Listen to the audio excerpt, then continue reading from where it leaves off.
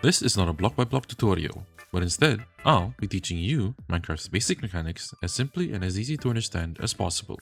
Today, we'll be going over Warden spawning mechanics. If you want to put your friends in a death loop, you'll need to find a deep dark biome. Deep darks spawn at the deep slate level under mountainous biomes. Specifically, the biomes with a high spawn chance of a deep dark biome are jagged peaks, stony peaks, frozen peaks, snowy slopes, and groves. Biomes with a moderate spawn chance of the deep dark biome are cherry groves, meadows, and savanna plateaus. Lastly, the ones with the lowest spawn chance are badlands, wooded badlands, and eroded badlands. Deep dark can never spawn under oceans, rivers, swamps, or deserts. Once you've arrived at the deep dark, you'll need to find a shrieker and a skulk sensor. If you make noise within a skulk sensor's detection range, any shrieker inside of that detection range will also be triggered. A skulk sensor's detection range is an 8-block spherical radius.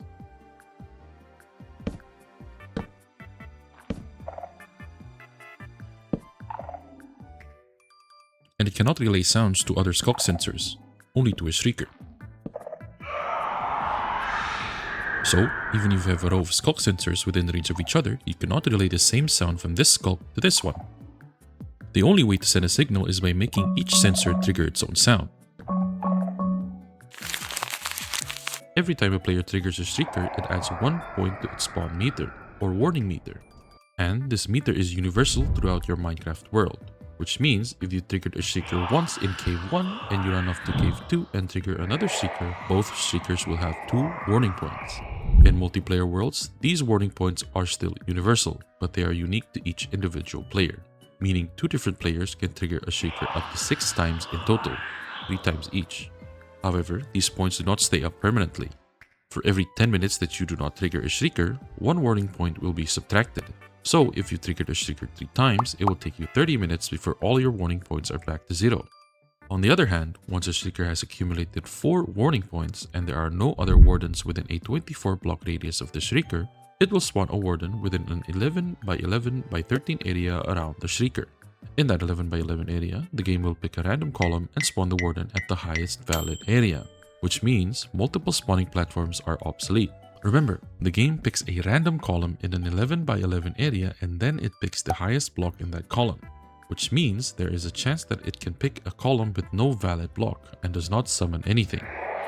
So, to maximize your spawn chances, don't just put 1 block at the top of the 11 by 11 area, but build an 11 by 11 platform.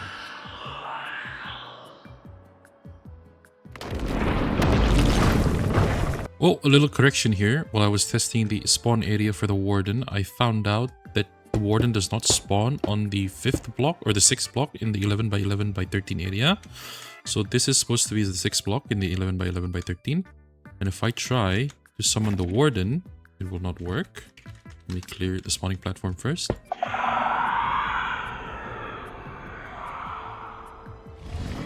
It's a dud. Let's try again.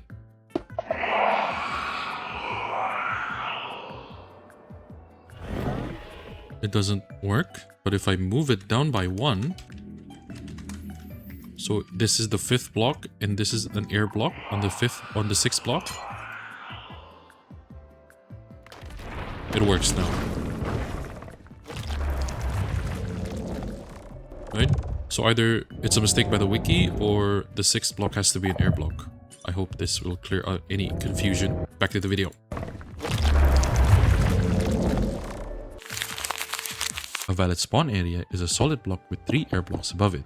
Within those 3 air blocks, you cannot have any liquid on the bottom block. This will prevent the warden from spawning. But you can have liquids on the 2nd block. To keep the liquid from spilling to the 1st block, you can use non-collision blocks like the pressure plates or signs. Using non-collision blocks like the pressure plates, redstone buttons, torches, signs, etc. on the 1st block will not prevent the warden from spawning, so you're safe to use them.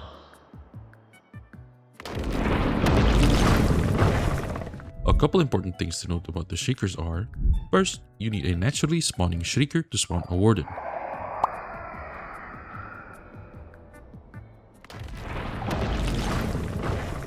A shrieker that has been broken with silk touch will not spawn a warden even though it emits this sound effect.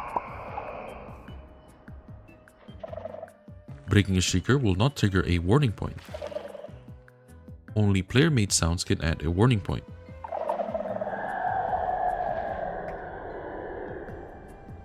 Sounds made by mobs and the environment will not be able to add a warning point to a shrieker. A shrieker can only be triggered by a skulk sensor or by stepping on one.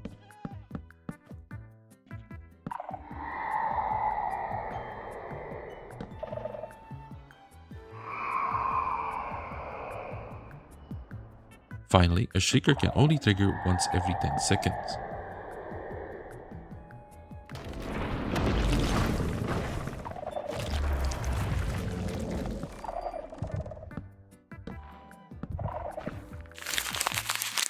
Now that you know how to spawn a Warden, all you need to do is kill it or lure it to terrorize your friend. To kill a Warden, your options are very limited. The Warden is immune to fire and lava, so you can't burn it. It also has enough health to tank a drop from height limit to Bedrock, so you can't do that either.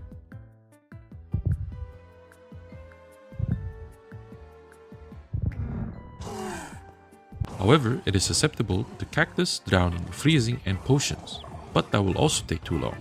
So, if you want to farm the Skull Catalyst, your best bet is to use Entity Cramming. But if you want to lure it away to your friend's base, then just use Snowballs, Noise Machines, or yourself. I hope this was easy enough for you to understand, and I hope that you learned something new. As always, if you want to learn more, all the wiki links used are down in the description. If there's anything I missed, or if you have any questions, drop them down below in the comments. Peace.